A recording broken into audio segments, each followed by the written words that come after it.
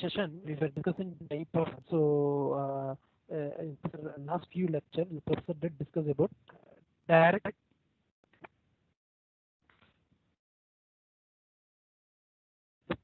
previous the previous session was laser based process is mentioned powder bed fusion process. So these two processes we did discuss in the previous few session.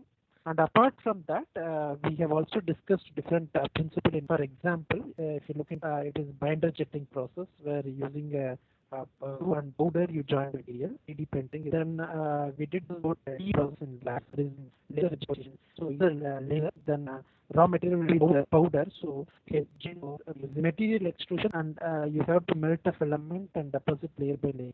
So I've done then we have the in powder bed fusion process in user and the raw material is also powder as like a DED process. So DED process, the raw material is powder and the source of energy is laser. So the example for powder bed fusion is SLS, selective laser sinter shimmy sheets, process to stack layer by layer to get a 3D component.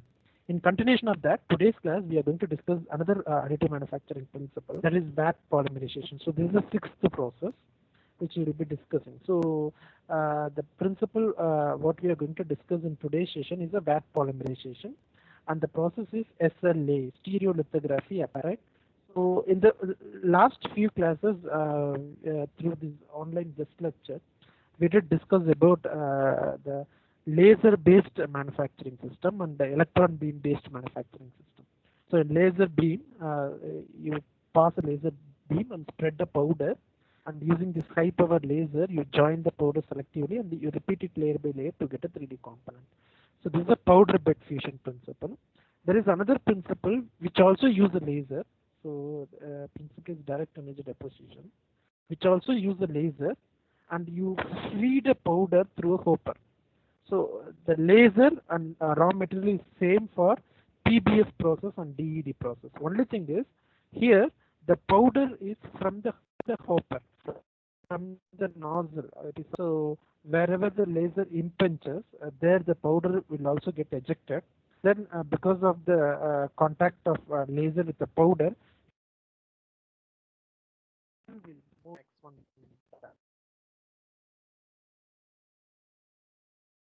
Starting to your So this is another way of additive manufacturing. So the difference between PBF and DED is the nozzle. So because of this difference in feeding mechanism, in DED process, you could able to build a component with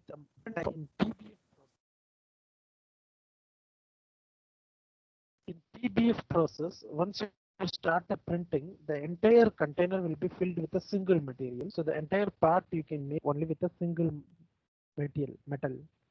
But in this case, that is in DED case, you can also control the composition through this feed. So that is the advantage what you are going to get in DED process over PBF process. Now, in continuation of that, in this session, we are going to discuss the process called SLA, that is stereolithography apparatus. Construction of this process, and this slide we will see the construction. Hope this slide is visible to all, right? SLA.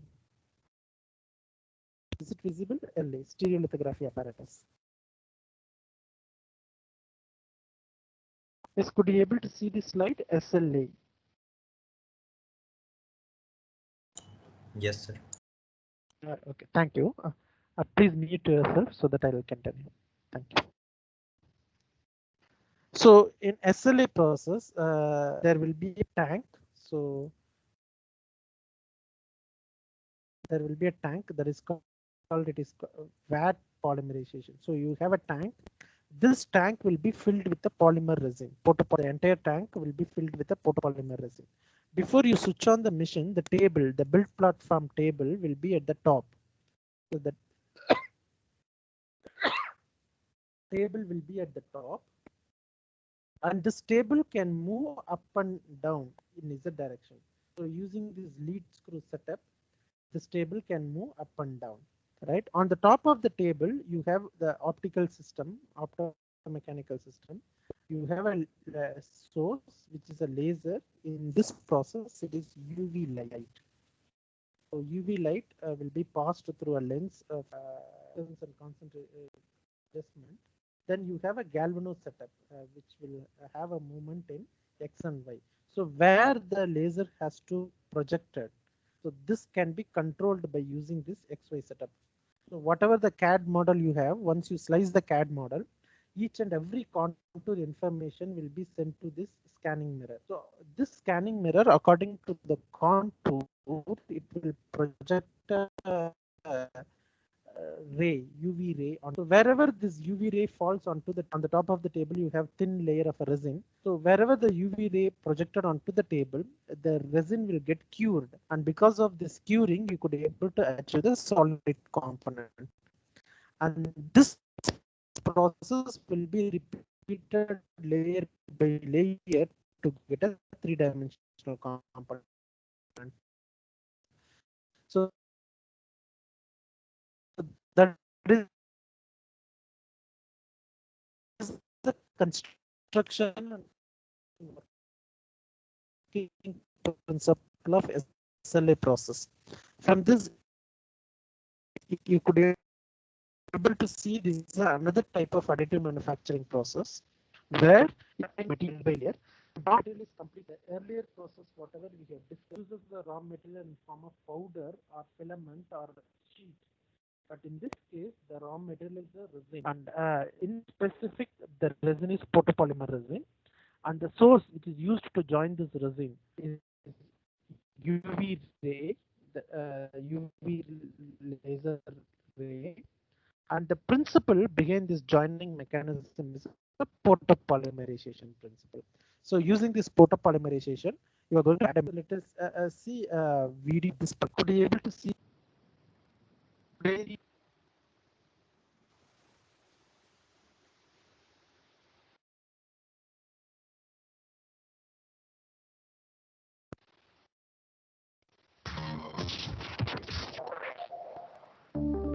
Stereolithography is a rapid prototyping process used to create parts from 3D CAD data in a matter of hours.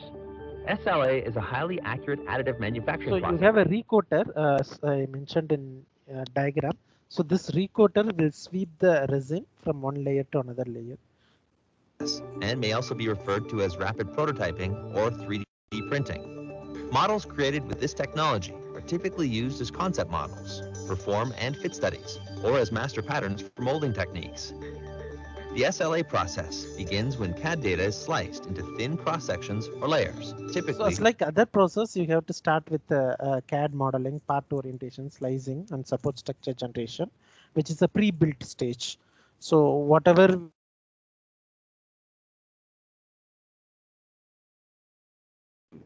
we have to do before printing in software, so those activity comes under pre-built stage of stereolithographic process. About 6,007 inch thick. This data is then transferred to an SLA additive manufacturing system containing a vat of. So this is a machine. At the bottom region will have a tank, and before you switch on the machine, the tank has to be filled with a UV resin, photopolymer resin. UV curable photopolymer. And you can see the table. This is a part built table. So initially, before you start printing, the table will be at the top. That is on the top of the table. There will not be any material. Then you have to gradually immerse the table. The uniqueness which you can see in this table is that it is completely perforated. You can see a lot of holes in this table. So it is completely perforated. As you immerse through these perforated channels, the resin will come on the top. You can see the blur. This recoater will help you to achieve uniform thickness because most of this resin are highly viscous in nature. It will take some time to settle for uniform thickness. So what this recoater is used to get a uniform thickness. So that is the purpose of this recoater. The machine begins to build the part one layer at a time. Each layer is constructed from an ultraviolet laser that is directed by X and Y. So this is an optomechanical system. You have a UV rays, and this UV rays direction can be changed by using a mirror setup. And you can see two servo motors. This servo motor will get a data from your CAD. So as per the CAD, this servo motor attached mirror will change its position, and according to the change, the ray is getting projected onto the table. So that is the importance of this galvano type servo motor mechanism. Scanning mirrors. So you can see the galvano setup where you have two mirrors. One is for X position, the other one is for Y position. Once you control the one contour, then the table get immersed. Then for the next contour, you will be printing. So Z axis is taken care by the build table, and X and Y axis is taken care by this servo mechanism.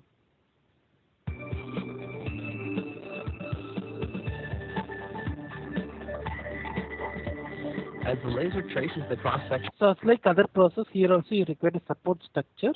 So in this case, since you are going to fill the tank with the resin, the entire printing is made of a single material. That is the support as well as the part is made of single material. But you cannot vary the density, but you can vary the shape, design of the support so that it will be less dense and easily breakable from the support. On the surface of the resin, the liquid material is hardened on contact. So this is the point UV ray, and the movement of UV ray is controlled by XY action mirror. And wherever the ray falls onto the table, photopolymerization reaction take place because the material what you have on the table is a photopolymer. So once it get in contact with the UV ray, it get photopolymerized and you are going to achieve the solid component. Once a layer is complete, the build platform is indexed down to make room for the next layer. The recoater layer is helping to sweep the resin. It is not going to deposit a resin because the resin is there in the table itself. As you immerse, because of Archimetics principle, the resin will come onto the top of the previously cured layer as well as on the table. And this resin, since it is viscous in nature, using that recoater, it will level the resin for uniform thickness within a shorter period of time. A recoater blade moves across the surface, ensuring a thin coat of fresh liquid resin is evenly spread over the object. The laser continues to trace and form each layer atop the previous layer, building from the bottom up. This is the support you all can see. So you have a perforated support which can be easily removable, and the support is also made of same part material. Once you've done an entire printing, you raise the table so that since the table is perforated in nature, the resin will get drained. So you have to raise the table about your XY plane, above your XY plane, and you have to keep it for some time so that the resin has to drain. Because of surface tackiness, the resin gets stuck onto the surface also. So that has to be completely drained. And you can reuse this resin for subsequent printing. The completed part. So once the part is kept some period of time for draining, you have to take the table and cut the part from the table by using a special tool. The most commonly used tool is a Q-tip. So then carefully removed from the liquid and separated from the platform. A chemical bath removes excess resin. Then using a chemical bath, and you have to remove excess resin because the material is highly viscous in nature. Still some resin will be adhered onto the surface, and this will create lot of issues in subsequent processing. I will tell you the importance of post curing apparatus. That is a subsequent process. So it is advisable to drain or to remove complete resin which are not cured onto the top surface, and this can be done by using chemical solutions like TPM or isopropyl alcohol. So based on the material, you can use a chemical composition to drain and clean the excess resin. And the part is cured. Then the part is kept in a chamber called PCA chamber. This PCA is called post curing apparatus. That is, after at the time of printing, you are not going to do a polymerization 100% because that take time and you need some binding mechanism to join with the previous layer. So partially the curing is done at the time of printing to get a 3D shape, And further, this is strengthened using this post-processing treatment. So all this comes under the category of post-processing, draining the resin, tilting the table for some time, then removing the support using a special tool, then wipe the stuck resin onto the part, then keeping the part inside the post-curing apparatus. So this curing apparatus will have a UV light, and as UV light pass onto this semi-cured material, further polymerization take place and you get a better high strength component. So this PCA chamber, which is called post-curing apparatus chamber, is important step in stereolithography apparatus process, SLA process.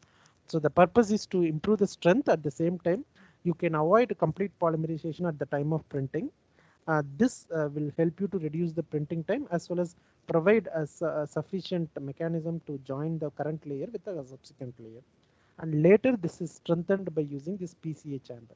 An ultraviolet oven. Any support structures So this PCA chamber which helps you to cure. are removed at this time. And With numerous hand apart sand from this, you can also do a further finishing by using sand grinding or by using emery grinding. Compared to other additive manufacturing process, this particular process gives you the better finish, because in FDM process, the minimum thickness depends upon filament diameter. In LOM process, the minimum thickness depends upon the sheet thickness. In laser-based process, since you are going to fuse, so the fusion or sintering cannot be precisely controlled. You may have a tolerance, but in this case, the layer thickness is completely depending upon how fine you are going to immerse. So if you have very fine immersion and recoating mechanism, so the minimum you can go until 8 micrometer. So layer thickness of 8 micrometer, whereas in LOM and FDM process, the layer thickness is reported around 0.1 mm. So that is 0.1 mm, that is 100 micrometer. In this case, the minimum layer thickness which you can go for is 8 micrometers. So this will reduce the staircase effect. You will get a better finish. But still, if you want to further improve it, you can do a grinding, that is sand grinding, or you can use some coating mechanism to coat. But among the process, whatever we have discussed so far, this particular process is best in terms of layer thickness. And since the layer thickness is very least, you could able to achieve a better finish component. and professional paint options available through service providers such as Solid Concepts, stereolithography has become an excellent economic choice for rapid appearance models. A wide variety of industries have embraced SLA, including medical, automotive, entertainment, aerospace, and consumer products.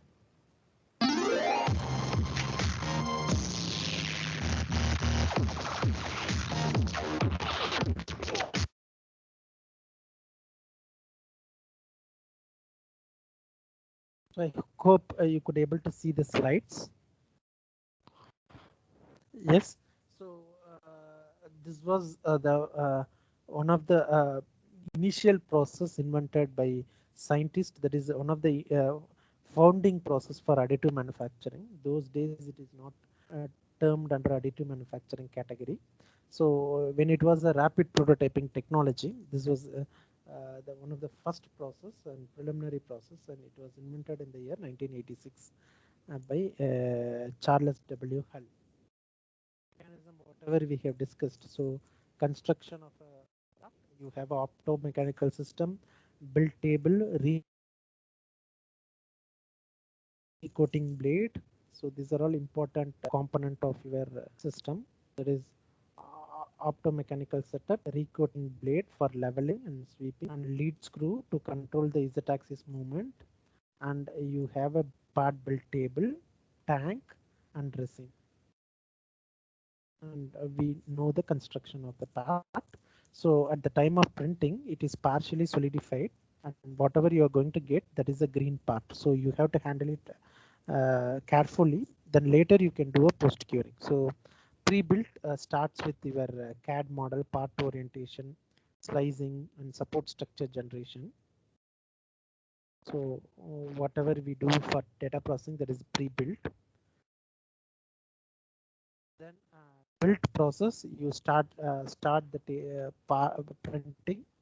by keeping the table on the top of the resin, then immerse it layer by layer, and between each layer you have to use a recoating mechanism to get a fresh layer.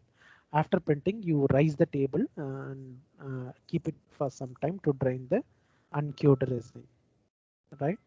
Then post built, that is pre-built is software, built is at the time of printing. Then post built, using tool you remove the support, and using celluloid padding you remove the base plate, and using chemical solution like TPM and isopropyl alcohol, you rinse the excess resin. Then you keep the partially cured, that is green part, inside a chamber called a PCA chamber, post curing apparatus chamber, to get a completely cured part. So these are all post processing or post build process. So the laser used is a UV light in the range of source in the range of visible UV light, 200 to 400 nanometer wavelength, and some of the commonly used laser sources given here. And materials, whatever we are using, it is a photopolymer resin. So most of this resin are epoxy acrylate based, like urethane acrylate and epoxy acrylate and vinyl ether. So these are all most of the time used in UV light process. This will have a composition of monomer, oligomer, and photoinitiator. So photoinitiator plays a major role to initiate the photopolymerization process. So there is also scope for developing a new photopolymer material for SLA process, like biocompactable or vegetable oil driven material, and you can play around with this photo initiator to initiate the curing process. So that is about the chemical composition. And mechanism used, the principle used in this case is conversion of your monomer into polymer co-chains by using photopolymerization reaction. And most commonly used is acrylic based, vinyl ether based, and epoxy material. And most of these materials are trade materials. That is, if you procure a machine, only from machine manufacturer you have to procure material also, the resin material, and it is applicable in most of the SLA process, that is stereolithography apparatus, which comes under the classification of VAT polymerization. We are in process of discussing VAT polymerization. So most of this material you have to procure in most of the case. Apart from few indigenous developed machine. So this material are similar to the material what we observed in traditional manufacturing process, but they have some patented composition, that is the UV curing composition, and because of that they have their own trade name. So some like PP like refers to polypropylene similar material which are UV curable, and flux resin is another material which is flexible elastomer based. And Protogen is a material trademark name, but the material is similar to ABS specification. Extreme is also similar to ABS. Water clear is a transparent material, and these are some trademark name which you have to order or you have to procure a material. So if you have any issue, you can go through the mechanical property of this material and try to correlate the property with the material what you observe in traditional manufacturing. So that could be one advice if you are confused about what material choose for a given application.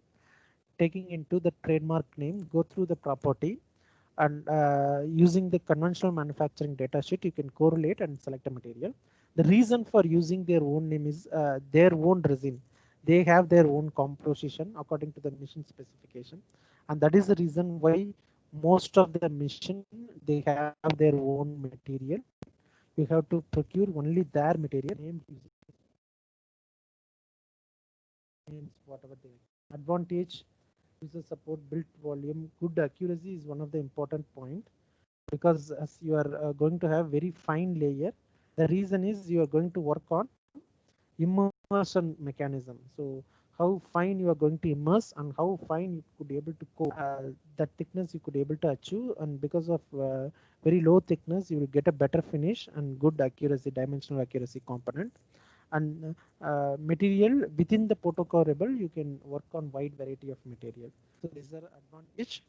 Disadvantage, you have issues in terms of recoating, because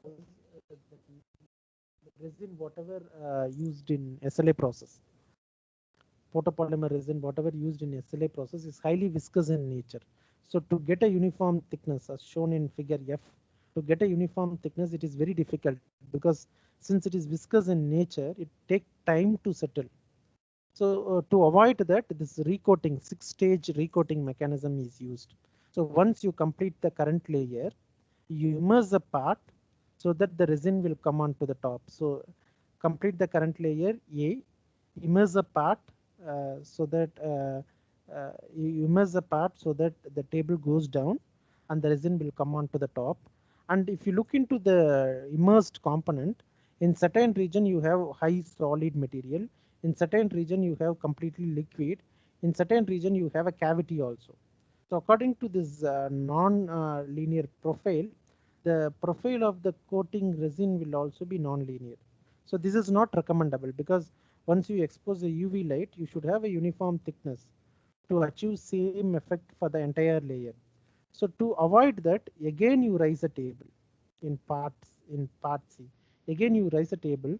So wherever you have a cavity, along the cavity the resin will come up. And so to overcome this cavity issue, you raise a table for a few seconds, so that this part will get leveled automatically, and this part which is raised will also get leveled automatically. Then you immerse it for a partial distance. Then using a recoater blade, you recoat it to get a uniform thickness. So this is a 6-stage uh, recoating mechanism. If there is a non-linear profile or if there is a cavity, because of the gravity effect, you may not able to achieve uniform thickness for new resin layer. So to avoid that, if you have a cavity, immerse it, raise the table, then you partially make the alignment of a raised table with the resin level. Then using a recoater you wipe it, so that will be easy for you to achieve uniform thickness. Otherwise it will take lot of time to get a uniform thickness. So this is one disadvantage that work.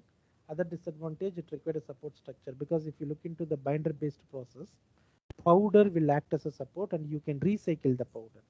But in this case there is no powder. You have to use the resin itself for support, and later you have to remove it. That is not reusable. Required a post curing, because you are going to get a you are going to get a green part to further solidify it. You require a post curing apparatus and require a lot of post processing. Though the finish is good in terms of support removal, in terms of wiping the stuck resin and do the further curing, you require a lot of post curing.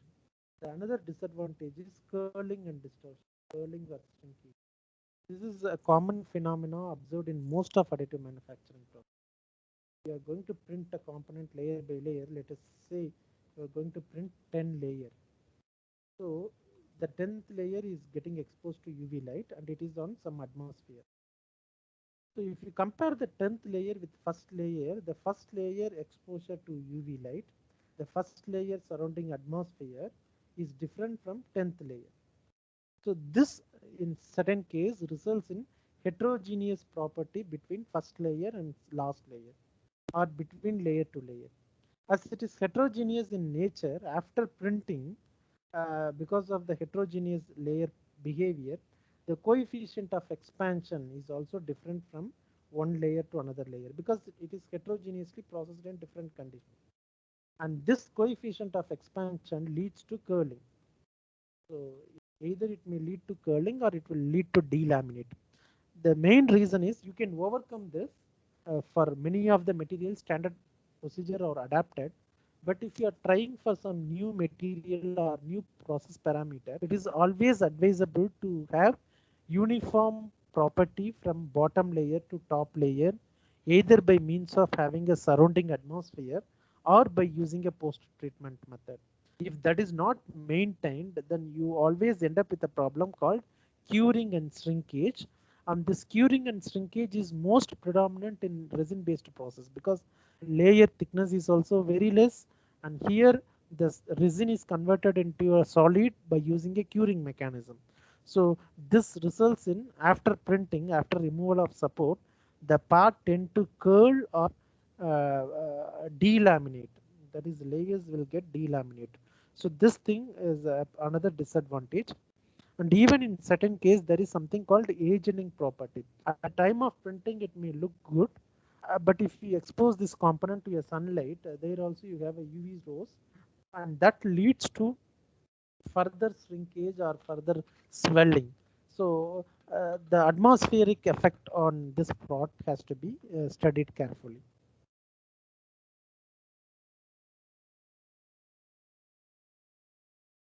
So application, since you are going to deal with very fine layer thickness, you can work for fine features, especially in jewelry application, investment casting and sand casting.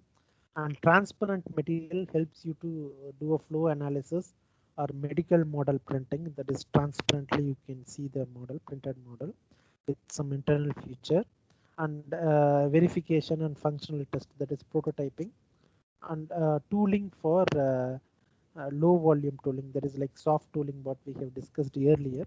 So you can use the printed component for tooling activity. So similar to the SLA, there is another process called SGC, that is solid ground curing. So this process also classified under VAT polymerization. So we are discussing VAT polymerization principle. Under VAT polymerization principle, in the previous slides, we did discuss about one type of process called SLA, stereolithography apparatus. Another process called SGC, solid ground curing. So if you look into this process, it also uses UV light and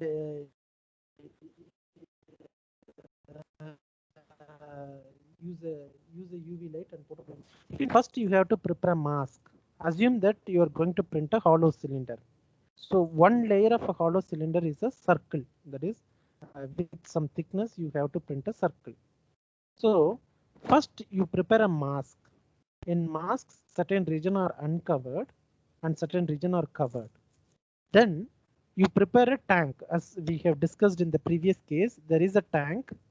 On the top of the tank, one layer of resin is deposited. One layer of resin is available. Then you place a prepared mask on the top of the tank. Then switch on the UV source. So once you switch on the UV source, the UV ray will fall onto the mask. But wherever you have a unfilled area, only on that region the UV light pass, and this will lead to curing on that particular region. So remaining region will remain as a resin, right?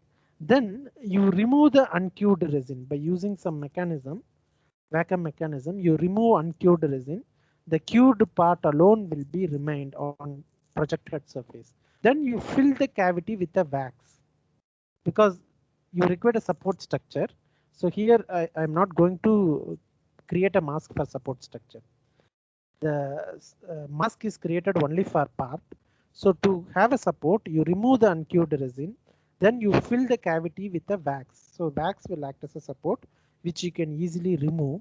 Then using a milling cutter, you level the surface. Again, you repeat the steps. That is, prepare the mask for next layer, then make thin layer of resin, then place the prepared mask onto the top of the resin, expose the UV light, cure it, remove the uncured resin, fill with wax, then mill it. So this will be repeated layer by layer. You get a final component.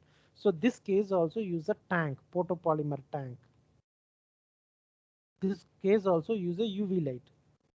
So SLA and SGC is same in terms of raw material and UV source, but only thing is in the SLA process you have a point source.